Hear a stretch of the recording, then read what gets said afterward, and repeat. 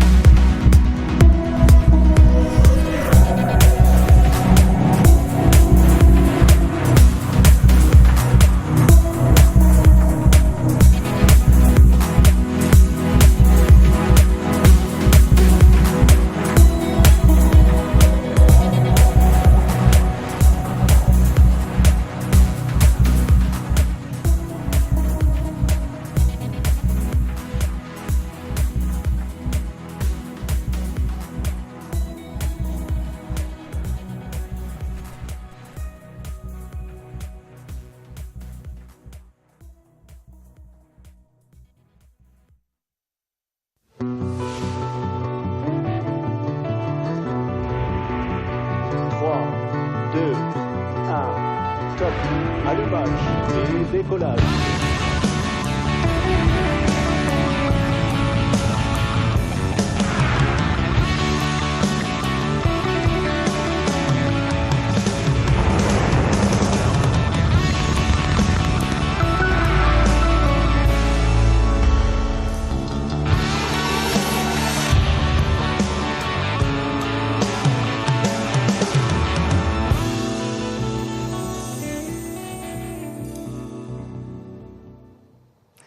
Hello and welcome to this live webcast brought to you by ArianeSpace for our 6th mission of the year and our return to flight for our light launcher Vega. A very special mission tonight, no less than 53 satellites on board Vega for this very first rideshare mission for ArianeSpace.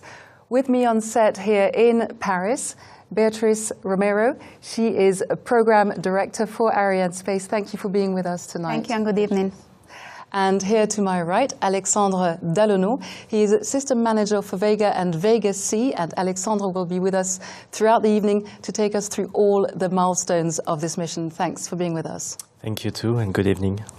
And for the French speakers among you, you can follow a live and real-time translation thanks to our interpreters Marc Fermin and Alexandre Carayon. Over now to Kourou, where our launcher is waiting on the pad with our passengers safe and sound under the fairing. And straight over to Mission Control, where our CEO, Stéphane Israël, is heading up the flight desk. Good evening, Stéphane. How are things going in Kourou, and can you please introduce us to your team there? Yes, so we are now in the Jupiter Control Center and we are in the flight cell. So I have with me my colleagues. So we have Bruno Gérard, who is at the head of our establishment here in Guyana. We have Giulio Renzo, who is the CEO of AVUM, our prime contractor for this launch. And we have Pierre Tissier, who is our Deputy Chief Technology Officer. And so, as we were saying, a very first rideshare mission here for ArianeSpace. Can you tell us more about this new offer? Yes, it's very important because tonight is a real premiere. For the first time in Europe, we will have a mission which will embark 53 satellites in the same launcher with Vega.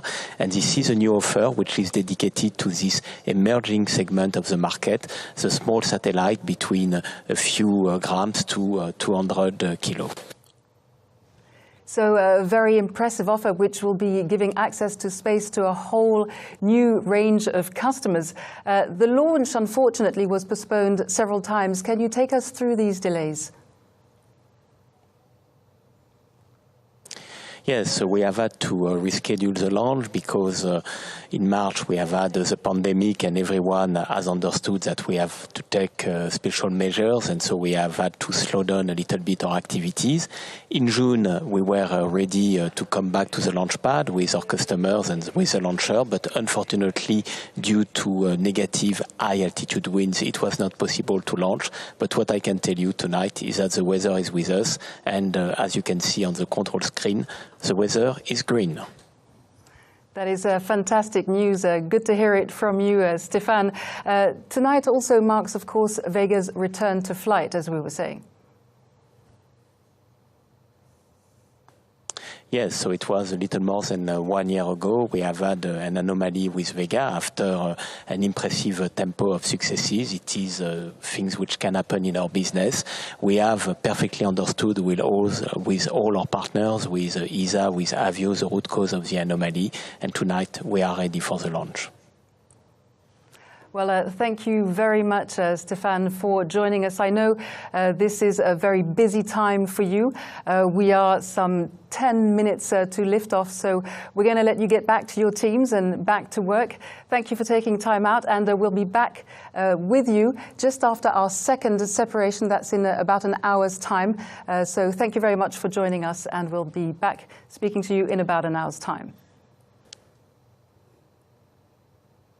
Thank you, Elise. Thank you, Stéphane. And Beatrice, as we were saying, it's been a very eventful year here. Tonight we're launching VV16, and you're already working on the next flight, aren't you? Yes, that's correct. I'm working already on VV17. And for VV16, we are really very proud to be here today because we have overcome all kinds of adversities. As Stefan just explained, the first launch attempt was in March, and the campaign was put on hold just 10 days before the launch due to the lockdown that was imposed by the pandemic of the COVID. And then, despite all these difficulties that we had during the sanitary crisis, we resumed the launch campaign for a new attempt in June. Yes. And at that time, the weather was not on our side, definitely. And even yesterday, we have another unexpected weather event. So here we are now for VV16 and also preparing the next Vega launch for hopefully in November. So as always in space, looking to the future, and back to tonight's mission here. So as I was saying to you, Alexandre is going to be taking us through all the milestones. Can you please tell us about the key moments to look out for, please? Of course, Liz. So, following the liftoff from CSG, the first solid booster stage, PAT, starts the mission with a flight duration less than 2 minutes. The second and the third stages, Zefiro 23 and Zefiro 9, will increase the launcher velocity with the help of their own propellant consumption and their respective separations. After 6 minutes and 30 seconds, the launcher reaches hypersonic velocity around Mach 11 at 200 km altitude. The AVUM upper stage will ignite its engine for the first time, operating for about 8 minutes, targeting orbit conditions. After a first long ballistic phase, a reignition occurs for about 1.5 minutes, prior to releasing the first 7 satellites at 515 km. At this stage, Liz, we will end the webcast, but of course, you can follow on social media the rest of the mission. Customer sequence will end by releasing the 46 CubeSat 15 km higher after 2 short AVUM boost durations and a second long ballistic phase.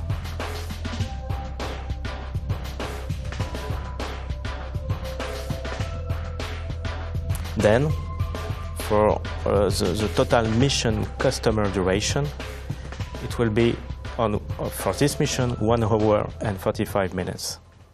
Thank you very much for all these explanations, Alex. So we'll be back speaking to you very soon. Beatrice, you work alongside the customers on a lot of these missions. When it comes, there's a very precise campaign for each mission. And of course, all preparations take place at the Kourou Space Center, the CSG, which is actually a very large area, the size of New York City. More than 700 kilometers square. So can you maybe take us for a bird's eye oversight of the Vega facilities, the facilities that are being used here for this particular mission? Yeah, sure.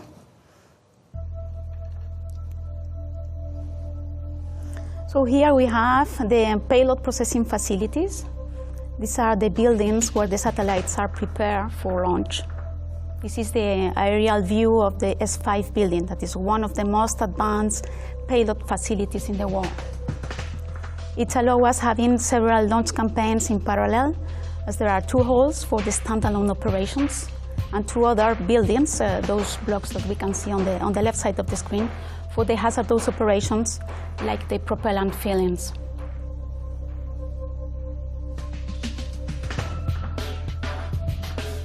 Other facilities for Vega, and now we are going to see as well the Vega Launch Control Center. So this is the place where the launch vehicle operations are managed, and it's a common building for the Ariane and the Vega launches. And very near to the launch pad, isn't it? Yeah, it's very close to the launch pad. And now we are going to have the view of the launch pad, very nice view. And the launch vehicle is directly integrated inside, so in this pad, and the payload composite joins the launcher when it's encapsulated. And all those operations are performed inside the mobile gantry that we can see there. The gantry is not there now because it has been rolled out about 3 hours before liftoff. This is the entrance of the launch base with the Jupiter 2, that is the Mission Control Center. It's situated just on the right side at the entrance. And we will see more images of the inside of this building because all our management is there. And Galileo, which is the tracking station, the first one that will receive the first telemetries. The first part of the telemetry of the launcher is located in La Montagne de Père, about 20 kilometers from the launch base. Thank you very much, Beatrice. So here we have an oversight of what is going on there in Kourou. I was telling you, Alexandra will be taking us through the key moments of the mission, but you will also be hearing another voice throughout the evening, and that is the voice of the Range Operations Manager in Mission Control. His name is Raymond Boyce. He is called, in French, he's called the DDO, and he is the person whose voice will be calling out all these major milestones. We're actually coming up to one right now, Alexandra, aren't we? At 4 minutes, we should hear the start of what they call the synchronized sequence. Attention pour la séquence finale lanceur. Top à 0-4 minutes. So what does that mean, Alexandra? Yes, so it's an important milestone, Liz. All of system representative of the range, the launcher and upper part are green, and we can continue until the start of the automated sequence 30 seconds before liftoff. In other words, it's a medical examination before hiring, and as you can see, we are healthy and ready to carry out the job. So our Vega is ready to go. Yes. Right, okay. So another piece that you can't miss in Mission Control, if we go back to the pictures of the Jupiter Control Center, is the giant screen that towers over the teams there, the operational teams. And it is called the status panel. We'll be going over to it shortly. And as Alexandra was saying, all the markers are green on that status panel. What does it reflect? So yes, you can see on the screen as a global status panel. We have all the subsystems coming from the launch base, giving their status towards the Mission Control Center. On one hand, you have the range representative of the safety criteria, logistic and ground mails. On the other hand, the launcher health with electrical and mechanical checks. Finally, the upper part checks, including SSMS dispenser and satellite status. Liz, as a traffic light, it is a green. You can go. It is red. You should stop. Absolutely. And so you will be able, of course, to take us through these moments thanks to your expertise, but also thanks to the information you'll be receiving through your earpiece. Can you tell us more about that? Yes, I'm connected directly to our colleague in Kourou CVI by this earpiece. It's the same information the DDO is receiving, is exactly, that right? Mm-hmm. Exactly. So this team received all Vega flight parameters in Galileo, as mentioned by Beatrice. They have 3 panels focused on propulsion parameters, guidance, navigation, and control activations, and trajectory. Head of CVI will synthesize their respective and numerous feedbacks in real time, transmitting information to DDO. Mm. And so this information, that there are many, many parameters, hundreds of parameters being collected, and of course they can't all be analyzed in real time, so the proper deep analysis will start as of the day after the launch, as far as I understand. Tomorrow. Mm-hmm. Right. Yes. And this information will be used for the next launches. Yes, you will receive all this experience from this flight, and you will apply all positive feedback to improve the next flight. Of course. And so it looks like we're coming up to another milestone. The DDO's voice calling out the 1 minute mark, I believe. Top à 0-1 minute. So there we go. Yes, so the flags are green. Weather status is good. We are getting closer to the automated sequence, and I'm keeping my finger crossed. Well, we're all crossing our fingers here in Paris. We're going to wish everyone good luck and sit back and enjoy the launch. We'll be back with you shortly.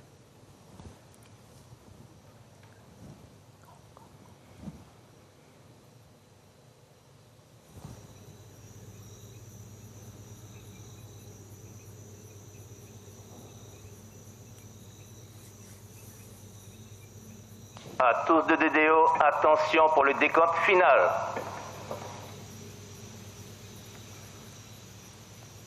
10, 9, 8, 7, 6, 5, 4, 3, 2, 1, top. Allumage P80. Allumage P80, décollage. SSMS for flight.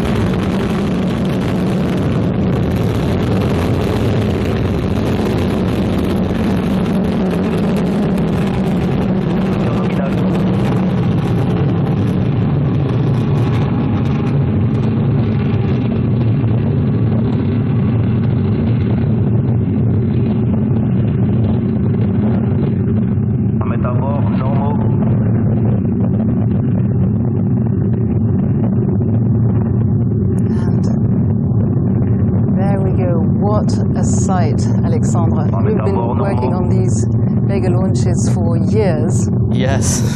How does it feel? You're 15. Very exciting and moving at the same time. So really, it's a Vega rebirth. Because apart from the first one, you have always been there. Yes, yes, from the second flight. So you can admire the liftoff on the launcher acceleration mainly on the first stage burn, PAT, with an average thrust of 230 tons for a launcher total mass roughly twice less. This is what gives Vega this particular feeling of acceleration. Very impressive, Beatrice. I mean, you are used to seeing these takeoffs. It's something else, isn't it? I used to see those takeoffs, but always inside the Jupiter, so never outside. But it's really very impressive to see anyway in the screen. So, Alexandre, take us through a lot of. I was just listening to the DDO announcing a lot of milestones taking place in very quick succession. Please take us through it. Yes, now it's the tail off of the first stage. It's confirmed by the DDO. And now the separation of the first stage is confirmed.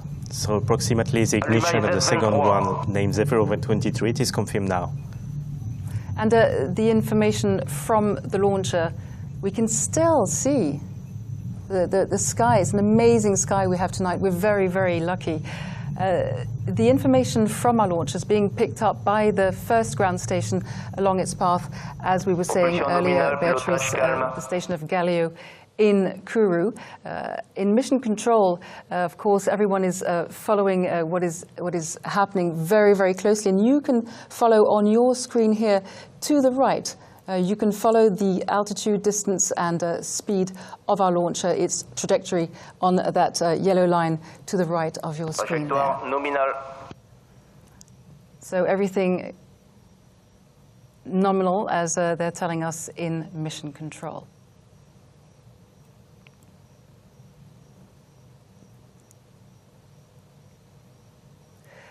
So back in Jupiter, key figures working on this mission, of course, representing the European Space Agency. We have Charlotte Besco. She is head of the ESA Kourou office, and she is the first woman in this position. Alongside Charlotte, we have Daniel Neuenschwander. He is Director of Space and Transportation. And representing the CSG, we have Marianne Claire. She took over as head of the CSG just 9 months ago, and it is also the first time a woman takes on this position. Coming up to another milestone, Alexandre. Second stage separation is confirmed. Few seconds of ballistic. And you will see in the coming few seconds the ignition confirmed. 5 seconds later, separation of the fairing. And you can admire with this 3D simulation the SSMS structure with all satellites around. And we are now in outer space. We have yes, we have reached the place where our passengers are no longer under any threat, and therefore we can get rid of the fairing. Yeah. So our first separation scheduled in just over 35 minutes. Earlier, we spoke to Fabrizio Fabiani. He is program director on this mission. He has been working very hard over the past months. Believe me, it has been an unprecedented challenge. This is what he had to tell us.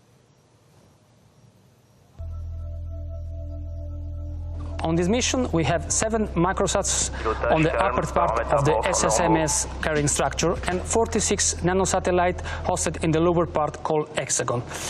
Let me spend some words about the 7 microsats. First satellite to be separated is under contract and procured by rideshare provider Spaceflight Inc. The second one is Nemo HD, that is the first Slovenian satellite for Earth observation, designed and manufactured in collaboration between SpaceSI and Spaceflight Laboratory from the Institute for ArianeSpace Studies of the University of Toronto, and will be operated by SpaceSI. The third one is UPMSat-2, an in-orbit demonstration satellite with the goal to improve education, research, industrial spin-off and international cooperation. The project is led by Polytechnical University of Madrid. The fourth is GRGSat-C1, the first commercial satellite for GRGSat Inc. of Montreal, developed by SFL on NEMO platform, whose mission is to measure greenhouse gases emissions. After that, on the main deck, we have ISAIL, the first commercial satellite developed in partnership with the European Space Agency, involving Desert Earth as mission operator and LuxSpace as prime contractor. NewSat-6, an Earth observation satellite built and operated by Satellogic, and ION SCV Lucas, a spacecraft designed and built by Deorbit, able to transport several satellites into space and deploy them individually into precise orbiter slots. And that was Fabrizio Fabiani. He is mission director on this flight VV16. Alexandra here to tell us all about this mission tonight. We're coming up to one of the key moments. The confirmation of the first stage separation. That's good. So we had 3 successive significant acceleration flight phases. We are now at Mach 11 above atmospheric threshold at 200 km altitude. And this Zeta 9 will have a fall down in ocean. And as we were saying, Vega's path takes it northwards. All along its journey, it is, of course, being followed by these ground stations. We mentioned Galileo. All the information is being sent to the CVI, the real-time visual control. Tell us a little bit more about, because you've spent time in this in the CVI, haven't you, for your job? Yes, I was in front of the trajectory panels, so I have a dedicated dedicas for them as they are working on this special flight. So CVI received by telemetry all flight parameters from all the ground tracking stations used for this mission. That is mean French Guiana, as you mentioned, Bermuda Island, Canada, South Korea, and Australia. So you can see it's a wonderful international contribution under CNES responsibility. Absolutely, and we heard a confirmation that we were acquired by Bermuda just over 40 seconds ago. And there we have Marianne Claire, the director of the CSG I was telling you about earlier. Alexandre, I think we're about to, did we hear confirmation from the DDO, the first AVUM ignition? It is confirmed now. There we go. So this boost is mandatory to target orbit conditions defined by a perigee altitude greater than 120 kilometers. And what happens during this AVUM flight phase? So during this flight phase, Canadian Saint-Hubert telemetry ground station is acquiring data. So you have an overlap between Bermuda and Canadian station. And this first boost is targeting intermediate orbit parameters. When achieved, the stage will cut off. Thank you very much, Alexandre. I don't know what we'd do without you. So a reminder, this very first ride-share mission for ArianeSpace on board Vega, 53 passengers on board, 3 separations. Let's hear more from our program director, Fabrizio Fabiani, in Kourou.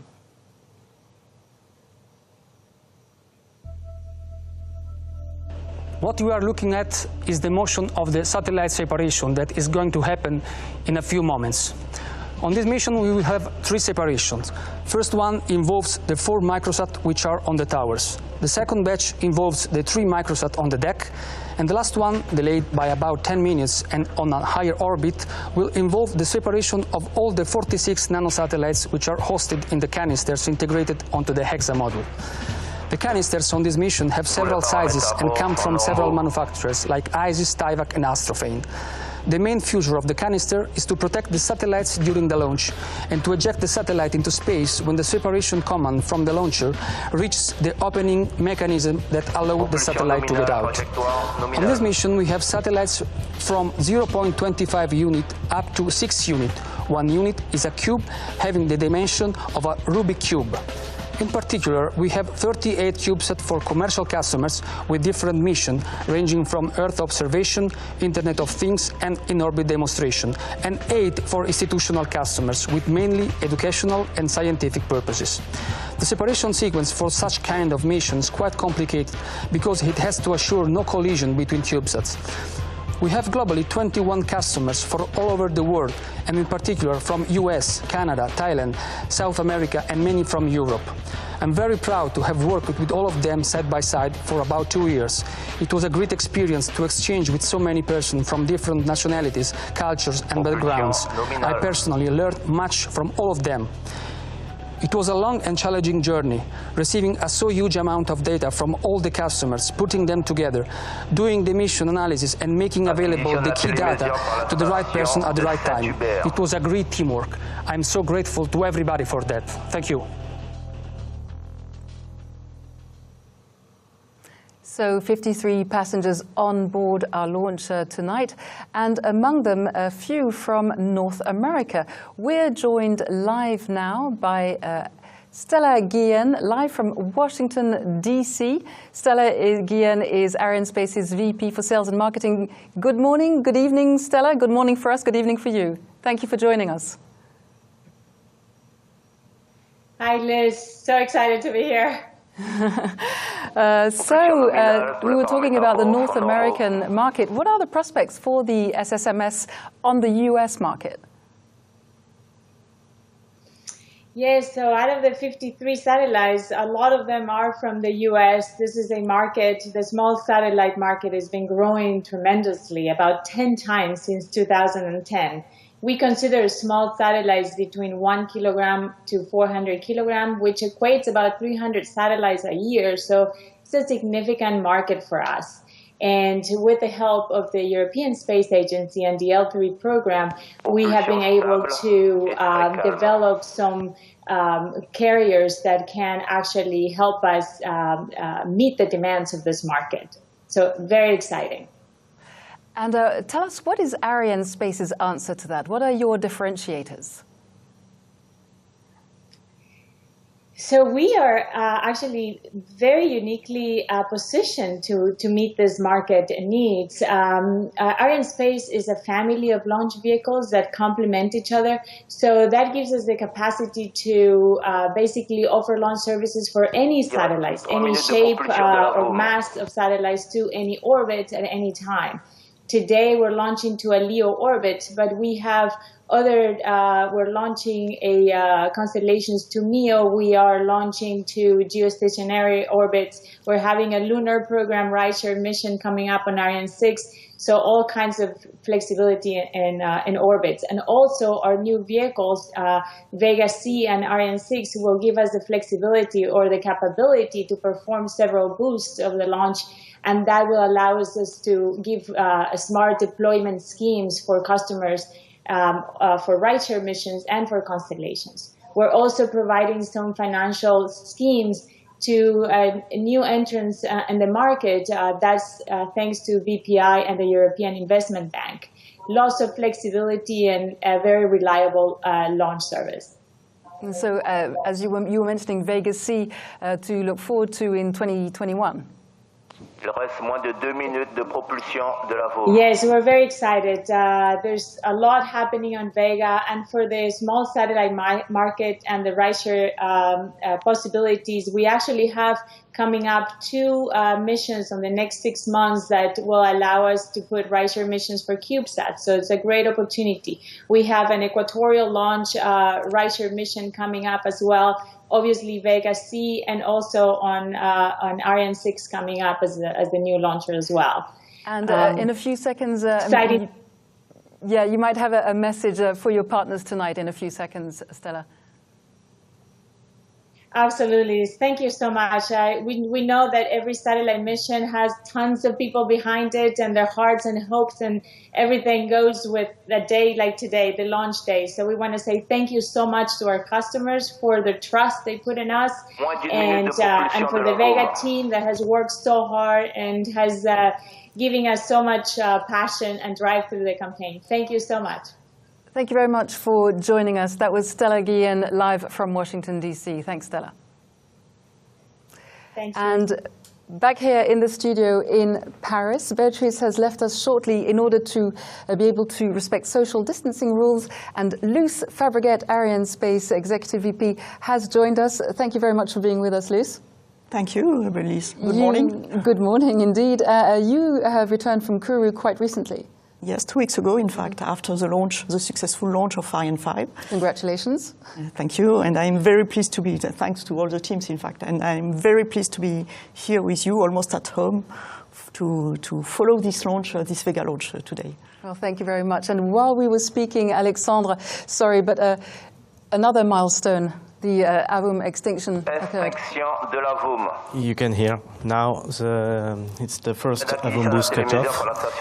So we will start a slow maneuver to start a long ballistic phase with a dedicated barbecue mode. Mm-hmm.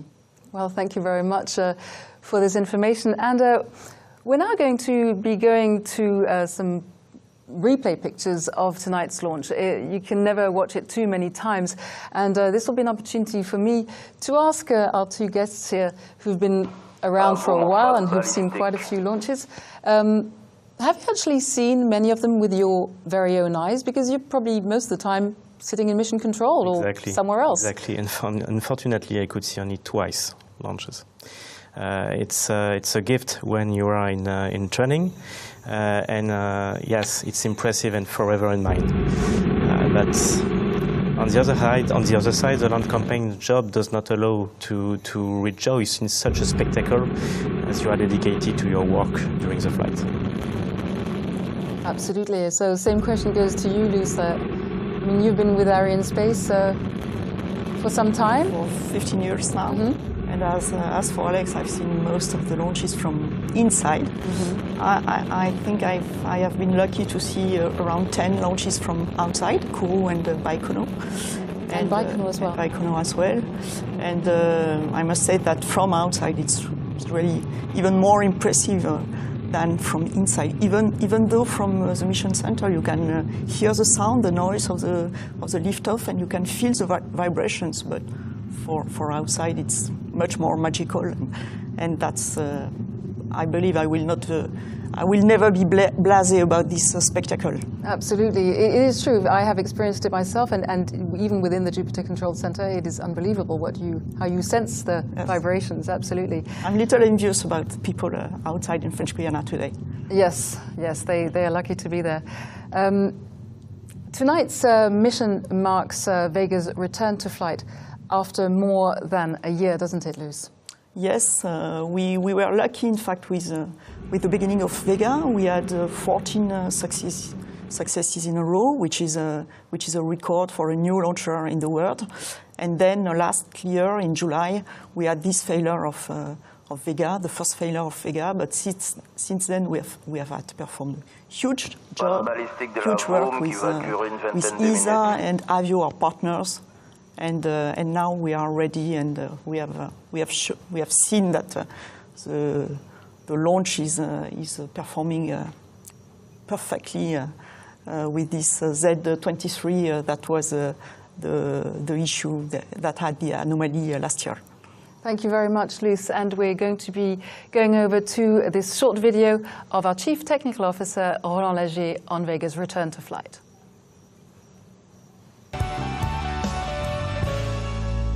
Today's return to flight mission is the result of a major effort of all the Vega community to overcome the failure of VV15 mission in July last year, which occurred after an impressive series of 14 successful missions. Immediately after the flight, the European Space Agency and ArianeSpace set up an independent inquiry commission co-chaired by ESA Inspector General Tony Tolker-Nielsen and myself as the ArianeSpace Chief Technical Officer. This commission was composed of independent experts from AVUM, ESA, CNES and ASI space agencies, along with representatives of the Italian and French Ministries of Defense. We worked during all the summer analyzing all available telemetry data from the flight, with special focus on the propelled phase of the Zefiro-23 second stage, during which the anomaly occurred. At the completion of this extensive and thorough process, we define one possible and most probable root cause. We identify a combination of weaknesses in the design, the manufacturing, and the control processes of the internal thermal protection of the Zefiro-23 casing forward dome. The conclusion of this comprehensive activity were delivered at the beginning of November 2019, with 20 recommendations, out of which 14 were deemed mandatory and to be implemented before today's return to flight mission. In complement to the corrections of the anomalies that triggered the flight VV15 failure, additional actions were defined, enabling to reinforce the robustness of the design and the production flow. All these recommendations were accepted by the ESA Qualification Authority, which took the lead for managing their implementation in close cooperation with AVUM, the Vega prime contractor. Many thanks to everyone who contributed to this effort that will make the Vega launch vehicle more robust and the teams in charge of Vega launch system even stronger and more united. Thank you for your attention, and go Vega!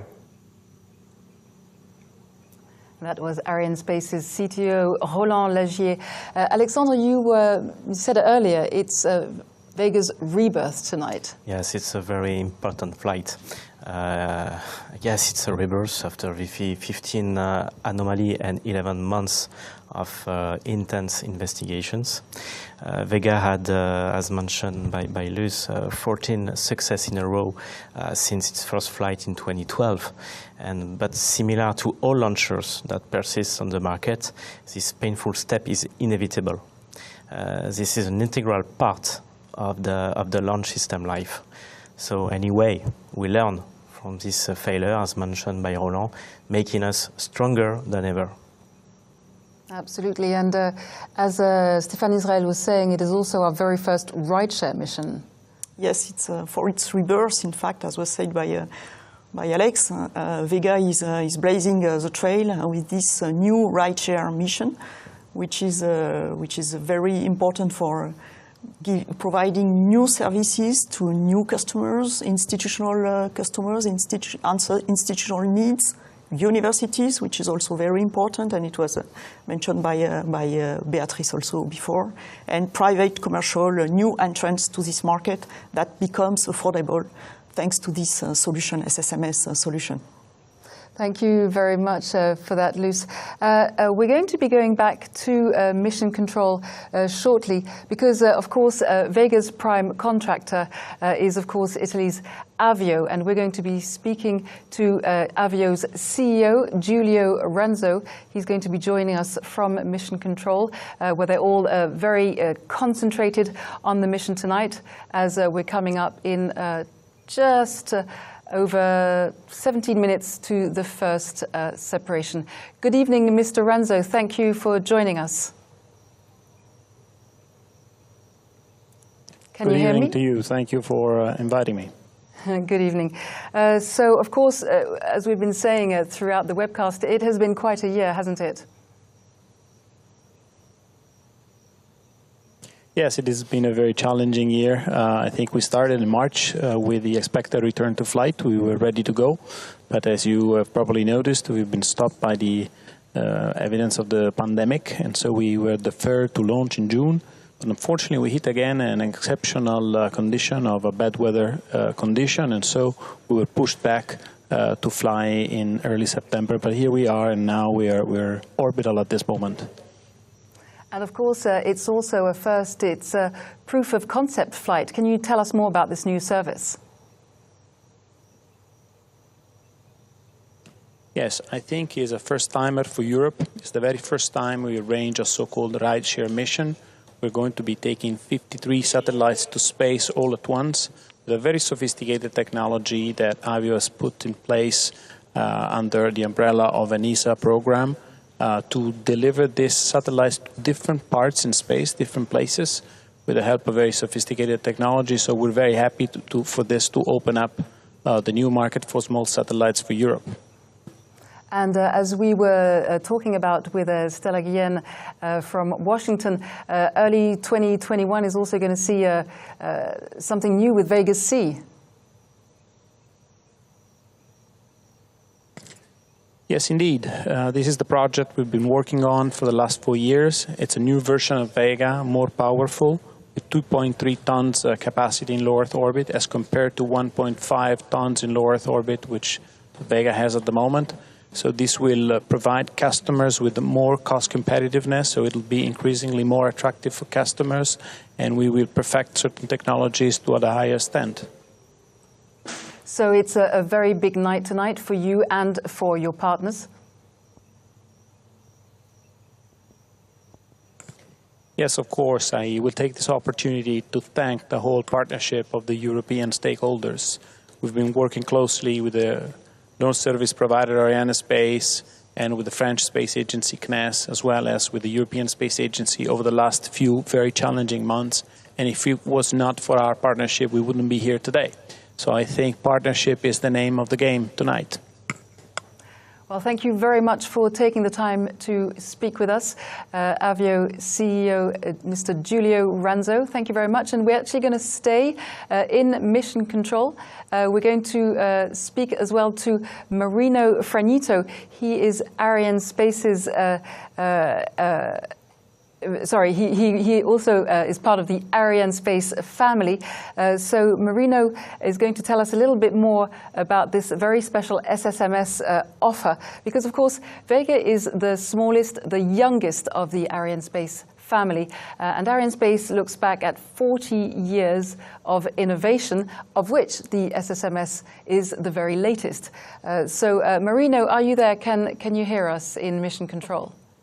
Marino Franito? Marino, hello. Yeah, hi Liz. Thank you very much for taking the time to be with us. Thank you. So, yeah. So tell us more about this we're this very new happy service. to be here tonight. We're very happy that we have a liftoff. Yeah, so first of all, I have to say that Vega is a launcher which has been conceived to serve the small satellite market, and it has performed a series of very exotic missions since its introduction. And even if let's say that it has mostly served small satellites and sun-synchronous orbits, and SSMS is a new kind of exotic mission, but especially it's our new service to structure the offer for the small satellite industry.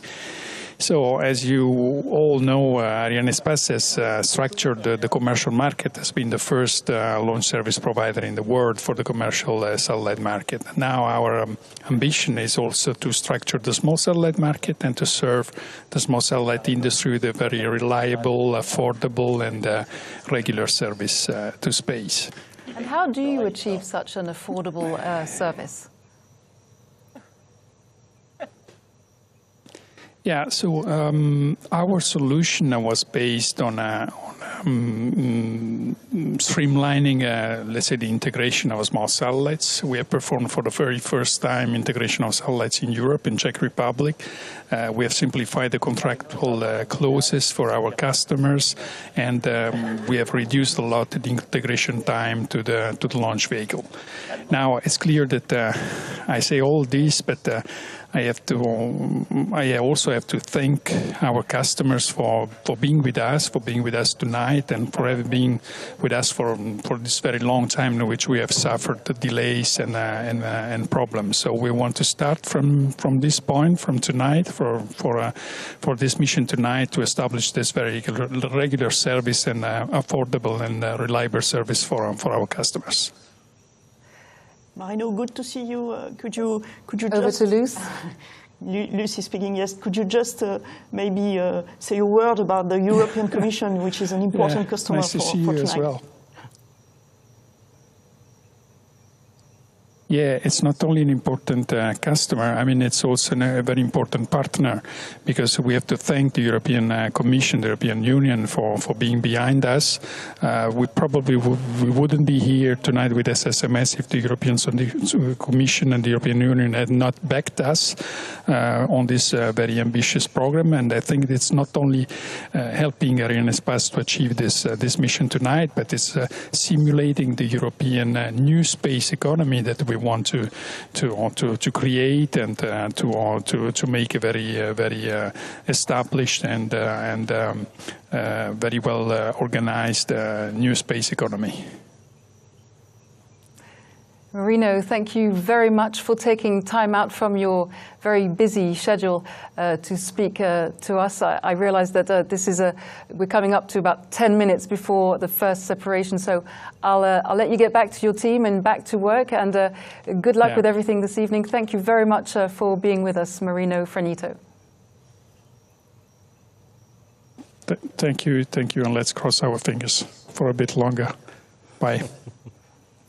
Bye-bye, and we'll be back with you shortly in mission control.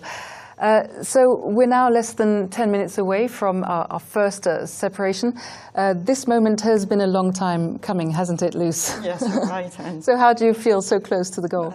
That's really an exciting moment. And usually when I am in the mission center, as Marino and Stefan are today, when we are with the CNES teams and the customer teams, you can feel in these last minutes before the announcement of the separation an atmosphere of sharp and heavy concentration, and the center is getting more and more silent, expecting this announcement. So it's really a crucial time in the launch, for sure. Yeah, and as you were saying to me just before we went live, a time when everything goes quite silent. That's right. Yeah, absolutely. More and more silent. Yeah. Luce, you're going to be leaving us for a short while, but you'll be back.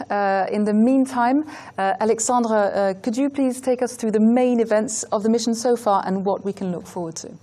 Yes, and I will record the main phase for our morning spectators. For those who are joining us. Yes. So who missed their alarm clock. During the first phases of flight, the solid booster stages PAT, Zefiro 23 and Zefiro 9 were tracked by the telemetry ground station Galileo over a duration of 6 minutes and 30 seconds. Due to safety aspects, these 3 stages will re-enter in the seas. The last stage, integrating a liquid engine and named AVUM, reached a transfer orbit after a first boost duration of 8 minutes. These boosts were tracked by Bermude and Canadian Saint-Hubert ground station. In order to make the first SS orbit circular, a shorter second boost of 1.5 minutes will occur under South Korean Jeju station visibility after a long intermittent ballistic phase of 20 minutes. Once the targeted orbit reached, the 7 passengers on top of SSMS deck will be released.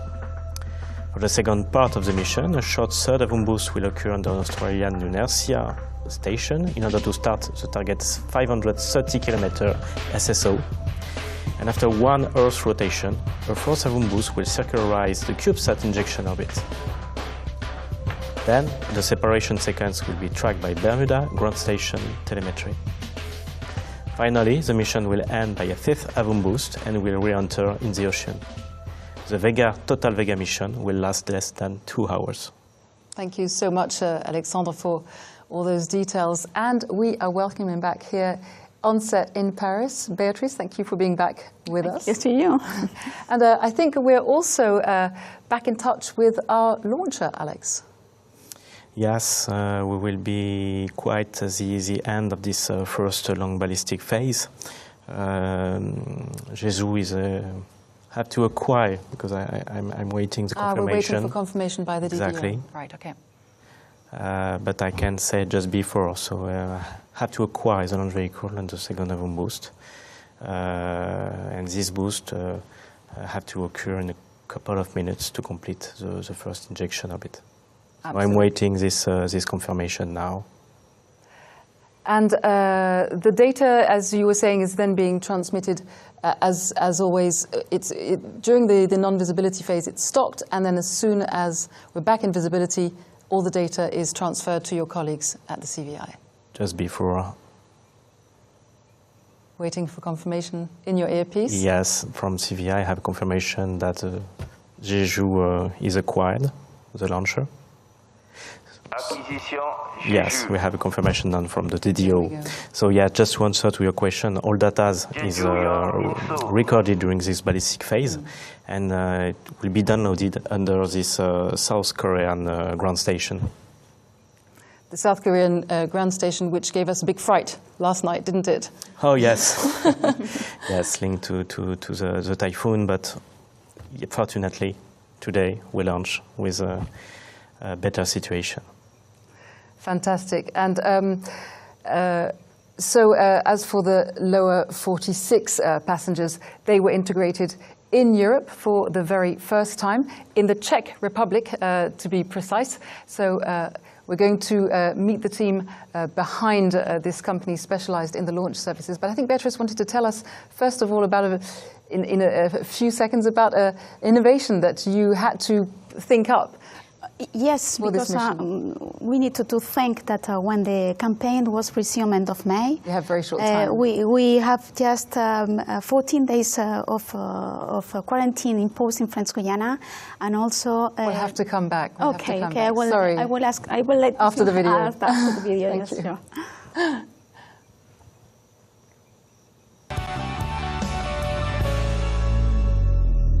5 years ago, we started with this amazing project called SSMS, Multiple Satellite Launch System for Vega Launch.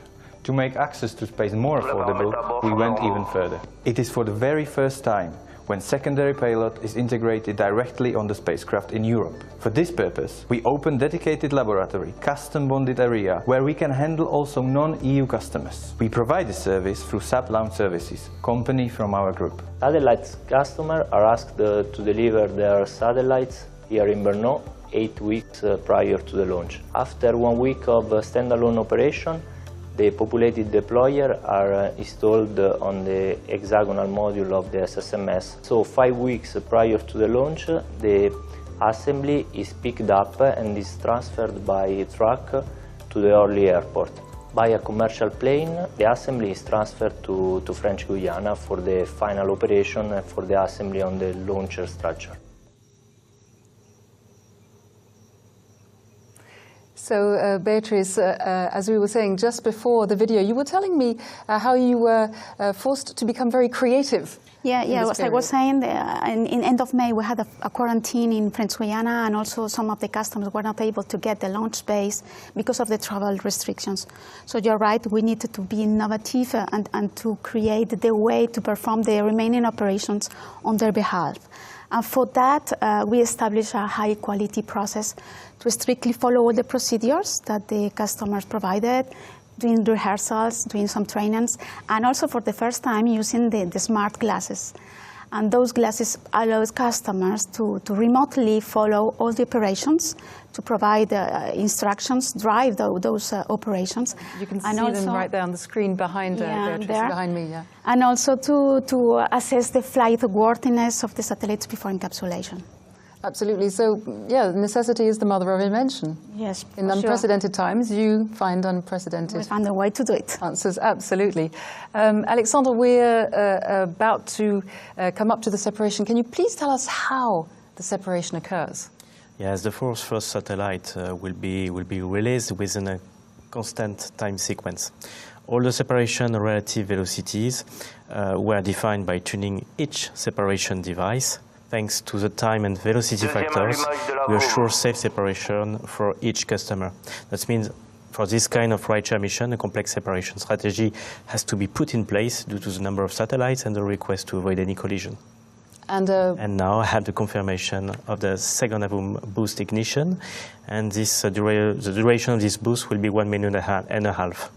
I recall the aim of this second boost is to circularize the final orbit injection. So a lot of passengers tonight are from the biggest, which weighs 138 kilos, I see here, about the size of a small refrigerator, down to our nano satellites in lower position, which are no larger than a smartphone. Is that right? Yes, you are perfectly right. On SSMS POC, the smaller spacecraft is roughly this size of this smartphone. So, and imagine, if you stack 12 together, you can deliver a small constellation with only one separation order inside the same deployer truck. But what can you do with such a small satellite? It's important to have in mind that if I would like to put this cell phone in orbit, with this 150-gram satellite has camera, GPS, and accelerometers covered by a long-life battery. With this small device, I get a satellite with main function observation, localization, attitude diagnosis. Absolutely fascinating. Thank you for those explanations. And I have a confirmation of the second AVUM boost cutoff. So what does this mean? That means that it's a green light to separate first batch of satellites. So the separation sequence will start. So as you can imagine, in mission control right now, all eyes are on the computers. Satellite separation coming up in less than 20 seconds. And as Luz was telling us earlier when she was here, a moment of great silence and concentration in mission control.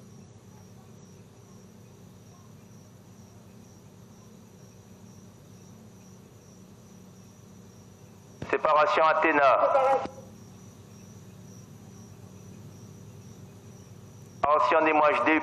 Separation are confirmed, the first run on longitudinal direction and the first transversally. And there we go, we see some signs. Of course, this is the first of 3 separations. Nevertheless, it has been a long time coming, and we can see the expressions of joy there in mission control. If you don't mind, I would like to add something. Please, Beatrice. Because I'm personally touched by one of those separations, one of those satellites that has been developed and manufactured by the students of the University in Madrid, where I made my engineering studies. So if I'm here today working in the space business, it's thanks to one of those projects. I would like to highlight the importance that the small satellite projects in the university has for creating new space engineers, and also to thank all the entities that provide the necessary support to make that happen. So thank you very much to all those actors. That is a very touching testimony. Thank you very much for being here with us tonight, Beatrice. You're going to be leaving us now, and we're going to be welcoming back Luz Fabregat. But first, over to this film from the European Space Agency.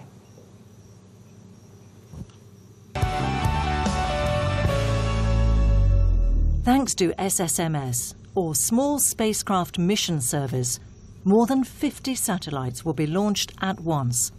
This new dispenser has been developed by ESA and AVIO and manufactured by Saab ArianeSpace in the Czech Republic. The European Commission is contributing to this proof-of-concept flight.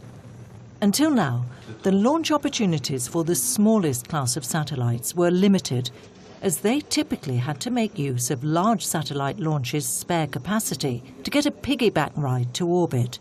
But the SSMS takes a different approach. The Small Spacecraft Mission Service allows to perform dedicated launches, specific for and tailored for small spacecrafts. In this way, on one side, there is the reduction of the launch cost, and on the other side, there is a maximization of the launch opportunities. The SSMS is composed of modular parts, such as a hexagon module, rods, towers, and columns. These can be assembled in various configurations, depending on the requirements of the satellites that will be launched, offering a great versatility and the ability to accommodate any combination of customers. The payload integration for the lower part of the system is done in Europe by the SSMS manufacturer, reducing cost and effort for small satellite companies. The top-level satellites are added at Europe's spaceport in Kourou. Once in orbit, the satellites will be deployed in a coordinated fashion, after which the Vega upper stage carrying SSMS will de-orbit. Later on, this new dispenser will also be used for Vega C, offering an extra 800 kilograms of capacity and an enlarged volume within a wider launcher fairing, at the same cost as Vega today, flying even more passengers per individual SSMS launch, with a significant cost reduction per kilo. An important development for Europe in an evolving launcher market. Today we are trying to cover all the market needs that we have concerning launching satellites into low Earth orbit. This SSMS service is today compatible both with the Vega as well as with the upgraded version of Vega called Vega C.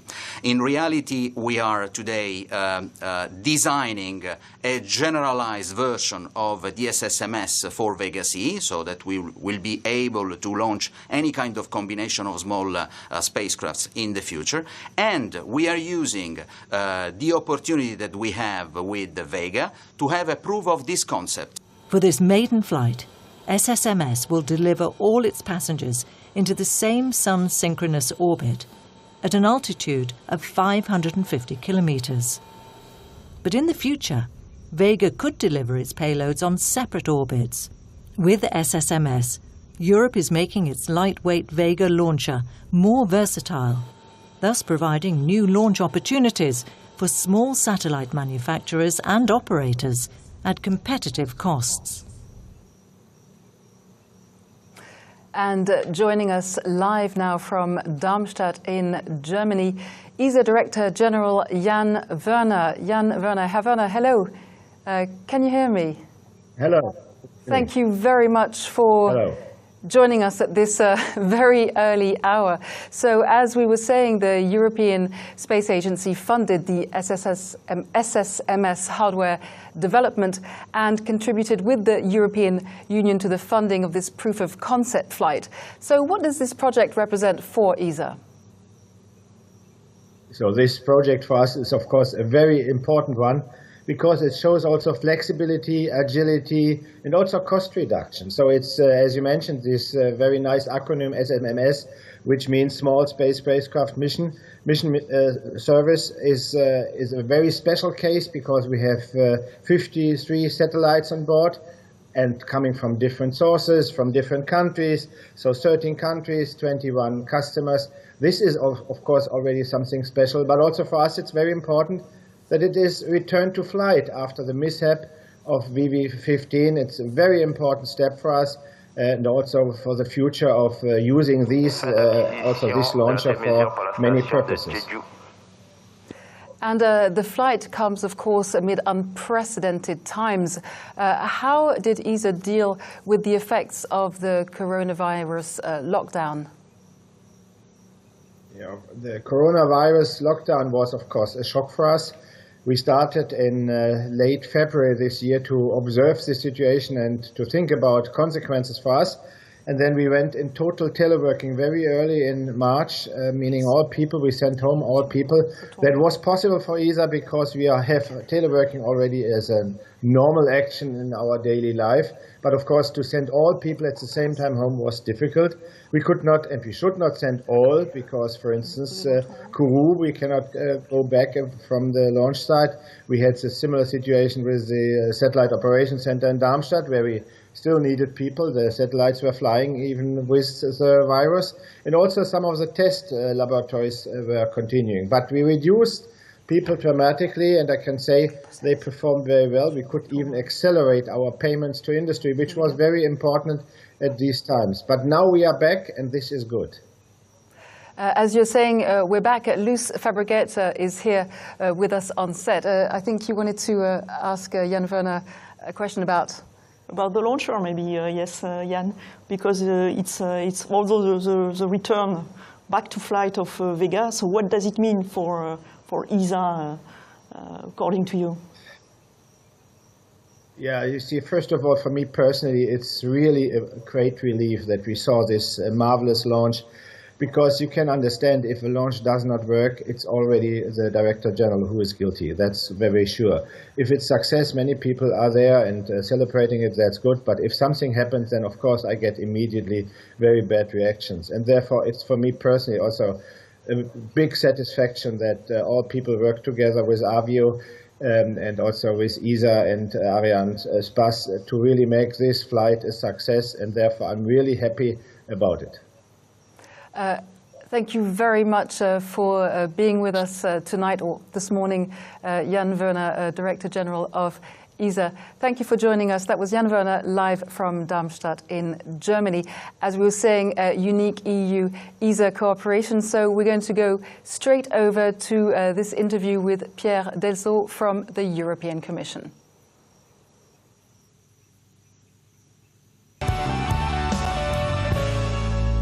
The European Commission considers that this experience is extremely important because actually we want to use this experience to launch new satellites and small satellites and to test small satellites in orbit. And from that point of view, developing this kind of technology is a fundamental for us because we believe that in the future this technology will continue to grow in Europe but also elsewhere in the world. And we want Europe to remain competitive and to be part of these developments.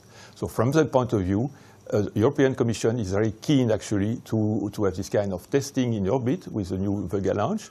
And of course for that, the cooperation with ESA is fundamental for us because we really believe that it's important that all of us work together to develop this type of technologies in Europe. In this particular case, the Commission has been quite ambitious because we financed more than 11 million euro for this launch. And actually what we want to test is actually the possibility to have small satellites being launched and being tested in orbit. We really believe that small satellites are a key factor and key players in the future of a space sector in Europe and elsewhere also, and we want Europe to play a very important role in this sector. If I knew about the future, you know, but I can tell you at least that the current Horizon 2020 program will be replaced by a program which is called Horizon Europe, which is not yet completely final because we still don't know the amount of money which will be available for this program, for this research program. But what I know is that space will continue to be financed through this research program, Horizon Europe. And of course, in this context, as the European Commission, we will continue to work with our key player, ESA. And certainly, we are now working on how to establish our future relationship with ESA in a global context, not only, of course, for research, but also for the flagship programs like Galileo and Copernicus. And we're coming up to our second separation of the 3 remaining passengers, the small satellites on the main deck. Can you tell us more, Alexandre? So, yes, we will release three satellites. Both satellites will be released simultaneously, and the last one only 80 milliseconds later. Linked to the strategy, as I mentioned before, of the relative velocity and timeline sequence. I have a confirmation that we are under New Norcia ground station telemetry. So New Norcia in Australia. Yes. Absolutely. So this is the last one, the last station. Yes, indeed, we were obliged to wait this acquisition to perform the next satellite release, so the 3 that I mentioned before, because all active phases, including separation, have to be tracked by a ground station under French law. So, you know, all launcher providers launching from French Guiana have to be able to give and justify launcher data during these critical phases, which are the propulsion separation 1. And thanks to, I would like to add a thanks to CNES teams for this. For their involvement on these important topics for us, from mission design, in fact, up to the flight monitoring as is today, and of course the operations in French Guiana. And here we have it. Oh, you should see Alexandre. Yes, the mission is not finished, but I'm very happy with these 7 microsatellite separations. So that's it. The second separation are 3 remaining passengers on the main deck. Here in mission control, behind the masks, happy faces all around. I can tell you so much. Yes, smiles loose. Smiles behind the masks. We can imagine. Yes, of course. This is not the end of the mission, as was said by Alex, of course, but already long life to our first 7 babies already separated. Mm-hmm. They have lived together for a few months. On ground and during the flight right now. Longer than usual. Longer than was scheduled, yes. Of course. But each of them is now starting it's an individual journey, and we wish each of them a long life in space. And you were going to tell us about one of those satellites in particular, Alexandra. Yes, there is another one, proof of concept inside this flight. It's like a Russian doll. It's already mentioned. A Russian doll? What do you mean by that? With you know, the dolls and the doors yes, a smaller one from inside. Moscow, yes, with a lot of pieces inside, and it's quite the same philo, because this satellite is loaded with a dozen of CubeSats inside. It's a demonstrator, and the aim of this new concept is, in fine, to be able to move satellites to different orbits and altitudes independently of the launcher life. It's the future. Absolutely, it's the future. Well, Luce, 46 satellites separating next. In less than 3 minutes. 3 minutes. It will be a record for ArianeSpace. Has that been done before? No. It will be the first time for ArianeSpace. First time for ArianeSpace. So a lot of firsts tonight. You're right, yes. Some mission this is tonight. We'll shortly be going back to Kourou to hear from ArianeSpace CEO Stéphane Israël after this second successful separation. ArianeSpace has been launching from French Guiana, from the Guiana Space Center, for 40 years. So let's watch this film marking ArianeSpace's 40th anniversary.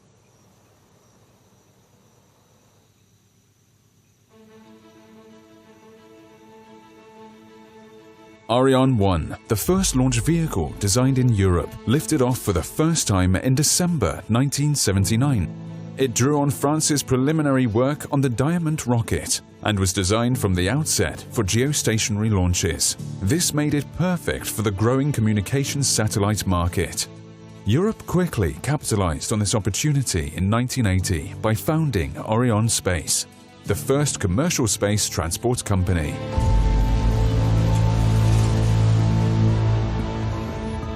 And this new launch service provider would rapidly carve out its own market segment. The first member of the Ariane family logged 11 launches between 1979 and 1986 for both government and commercial customers. For instance, Ariane 1 was chosen to launch Giotto, the European Space Agency's first deep space mission, which flew by Halley's Comet. With this success under its belt, ESA quickly developed Ariane 2 and 3. These were more powerful, in line with the growing size of telecom satellites.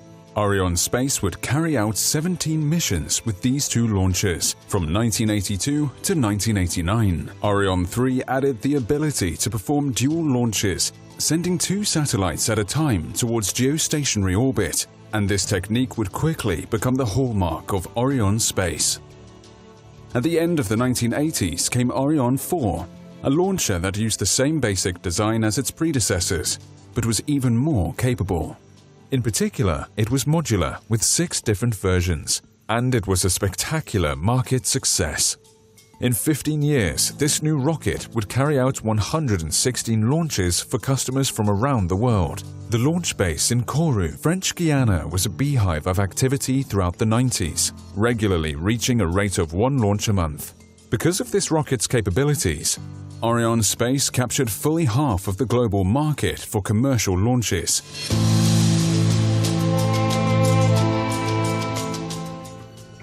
Ariane 4 was retired in 2003, passing the baton to the newest family member, Ariane 5. This heavy launcher featured a different design, but brilliantly carried on the tradition of its older brother. Once again, the idea was to boost its power to handle increasingly hefty telecom satellites, while also maintaining the strategy of dual launches into geostationary orbit. At the same time, ArianeSpace decided to expand its family by offering launches on the storied Soyuz rocket from the Guiana Space Center. This service started in 2011 and would notably support the deployments of Europe's own satellite navigation system, Galileo. ArianeSpace also teamed up with the Russian Space Agency to offer Soyuz launches from the Baikonur Cosmodrome, operated by Starsem, a joint European-Russian company. During the first decade of the new millennium, ESA chose this solution to launch its Mars Express and Venus Express spacecraft. Then in 2012, ArianeSpace introduced a new light launch vehicle, Vega. Developed by AVUM at the initiative of Italy, Vega clearly showed Europe's expertise in solid propulsion. Despite its small size, Vega has already carried some very prestigious payloads. In 2015, for instance, it lofted ESA's IXV re-entry demonstrator.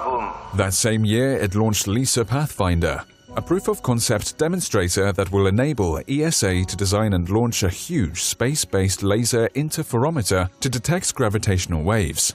With this trio of launchers, ArianeSpace now had a complete family capable of handling all types of missions, whether into low, medium, or geostationary orbit. Ariane 5 has now been in operation for 24 years, more than half of ArianeSpace's lifetime. It has carried out over 100 missions, including some very prestigious ones for the European Space Agency. For instance, it launched the XMM Newton X-ray Observatory, sent Rosetta to study the comet 67P TG, propelled Bepi Colombo on its way to Mercury, and also sent ATV pressurized cargo vessels to the International Space Station. While it's now reaching end of life, Ariane 5 has yet to say its final word, since it will shortly be orbiting the eagerly awaited James Webb Space Telescope. To date, Soyuz has carried out 23 missions from the Guiano Space Center and Vega 15.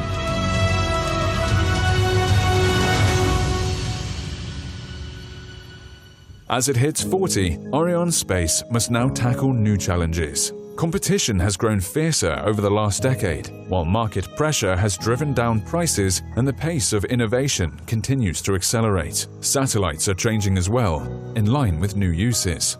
Communication requirements have exploded, meaning that current terrestrial networks will have to operate alongside low-orbit constellations capable of providing anywhere, anytime internet access at affordable prices. High-resolution Earth observation satellites are set to revolutionize our understanding of the environment. Research, agriculture, maritime traffic management, and even finance could well benefit from imaging that's refreshed several times a day, using special satellite constellations. In other words, there's no lack of launch opportunities. Spaceborne objects will be increasingly diversified to address a wide range of needs. Not only space probes and telescopes to help us better understand the universe, but also programs designed to make life better on Earth, with space applications that benefit everybody. The ArianeSpace family is evolving to address these changes, thanks to teamwork with our space agency partners. A new version of our light launcher, Vega C, is ready to enter service. The prime contractor, AVUM, has boosted performance and fitted it with a larger fairing, so it can continue to support the government market as well as the booming smallsat segment. Europe's light launcher will also feature a new modular satellite dispenser, allowing it to carry several dozen smallsats on a single flight.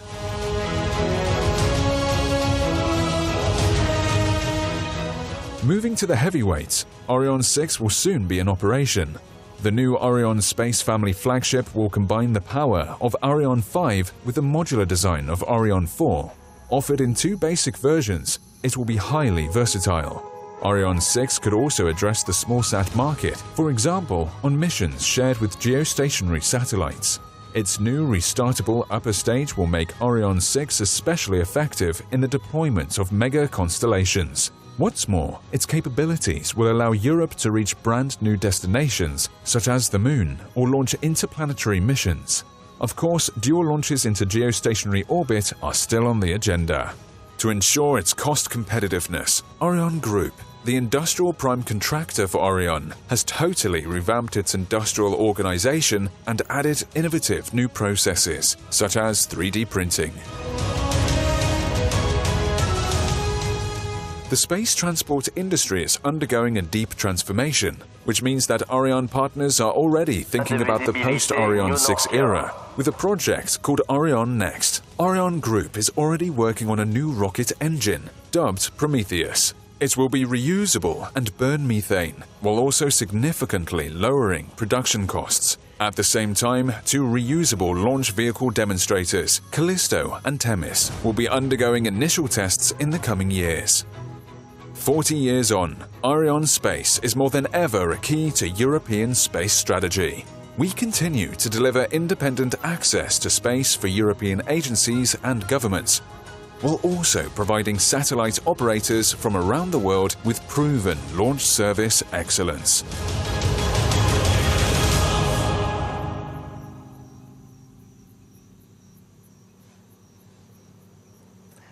So, as promised, we're going to go back live to Kourou, to Mission Control, to speak to ArianeSpace CEO Stéphane Israël.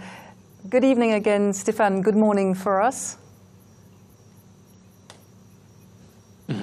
So good to see you again. So we just witnessed a few minutes ago 2 separations for the 7 main deck passengers. With this launch, ArianeSpace will have reached the 700 satellite mark. Is that right? It's another first tonight? Yes, it is another first. So now we are going beyond these 700 satellites deployed by ArianeSpace since its foundation. So it is also another premiere of tonight. It's right. And I'm sure it's an opportunity for you as well to send a message to all the partners you've been working so hard with on this particular mission. Yes, I want really to start by thanking our customers for this flight. So now we have had a success for the 7 first satellites. We need to wait a little bit for the 46 which are coming, and you know it will be very exciting because we will have 26 injections to separate them with just a few seconds back to back, so it will be very exciting. It will be in a few minutes. But I want to thank our customers. They are coming from, as we have said, 13 different countries, and we have 21 customers, so really a big thank for all of them. And for sure, I want to thank our partners. This success tonight is a success of a team. It's a European team. Our prime contractor is AVUM, based in Colleferro in Italy. We have the support of ESA for this mission, for the European Commission as well. So tonight it is really the success of Europe, and I want to thank all our partners, and I shall not forget the ArianeSpace team who has made a terrific job tonight as well. And of course, as you were saying, the mission is not yet over, so we're going to be able to follow the rest of the mission on social media, right? Yes, so you can follow it on social media, you can follow it on ArianeSpace Twitter, and we will communicate as soon as the mission will be over, which will be now in a few minutes. And when can we expect you to see you again, either in Kourou or here in Paris for the next mission? Yes, so we will be back in Guyana, in French Guyana, mid-October. It will be the 16th of October. It will be a launch with Soyuz, and I think it's also a great symbol of our family of launchers. We have just done Ariane mid of August, and now we are with Vega tonight, and next month it will be the turn of Soyuz. We have a great family of launchers, and they will deliver for all our customers. Well, thank you very much. We wish you good luck for the end of the mission in Kourou. We'll let you get back to work. Thank you for joining us again, Stéphane Israël, CEO of ArianeSpace. Thank you, Lise. Thank you. Thanks a lot. Luce, mid-October, the next mission that you're already working on, obviously. Yes, in 6 weeks from now already. I hardly dare to speak about this older brother of Vega today, because I think that the mission is ongoing, and And it will be such a great relief at the end of this Vega mission. And I think that all the teams will enjoy and start to enjoy and celebrate this success. But it's true that at ArianeSpace and with our Russian partners and with CNES teams in French Guiana, we have started we have started the operations and we have started to work to prepare this Soyuz launch in 6 weeks from now. So we hope to see you either here in Paris or in Kourou in 6 weeks' time. As we were saying, it is getting quite late, or rather early here in Paris, so we'll be ending the webcast shortly. But of course, you can follow our social media team. We'll be holding you by the hand and taking you through right to the end of this mission. And Alexandre is going to take us through the main stages that we'll be able to follow as well. Thank you, Alexandre. Yes, so it's important to note that the third AVUM boost occurs before the loss of inertia ground station, so everything goes nominally. So customer timeline will end by releasing the 46 additional passengers, so the 46 CubeSat, 15 kilometers higher, after a very small two-short boost with the AVUM, and after that, between these two short AVUM boosts, you will have a long ballistic phase. So it's important to note that a dedicated sequencer is on board and will send the separation orders within 160-second duration for the 46 CubeSats. And all the sequence order and separation direction, of course, were optimized to guarantee for each customer safe condition at injection. It is not, I recall, it's not so easy for 46 CubeSats within a short duration below 200 seconds. Well, thank you very much for those explanations. This should be happening in a few dozens of minutes from now. Yeah. And of course, we'd like to say a very big thank you to the teams both here in Paris and of course the teams in Kourou that have made it possible to bring you this live webcast. A big thank you as well to our interpreters who've brought you the entire webcast in real time in French, Marc Fermin and Alexandre Carayon. So thank you very much, Alexandre, for being at our side all evening and taking us through all the key moments. Thank you for this opportunity. It was really a pleasure to be here this morning. Thanks a lot. And Luce, thank you very much. We hope to see you again sort of in 6 weeks' time then. Thanks a lot to you, Luce, yes. The next launch. So a big thank you to everyone this evening, and please stay connected on social media, stay with us, and we'll see you again very soon. We're going to leave you now with some beautiful pictures of replay of tonight's launch, and we'll see you back here very soon.